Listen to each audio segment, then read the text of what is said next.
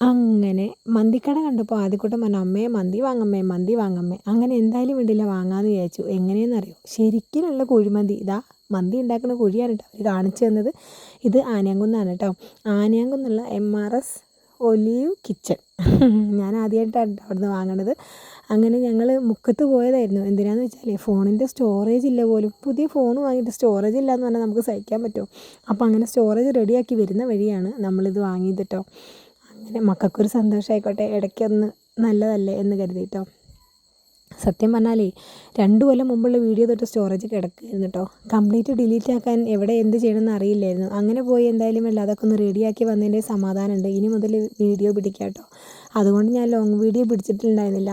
ഇനി നാളെ തൊട്ട് ശ്രമിക്കണം എന്നാണ് വിചാരിക്കണത്.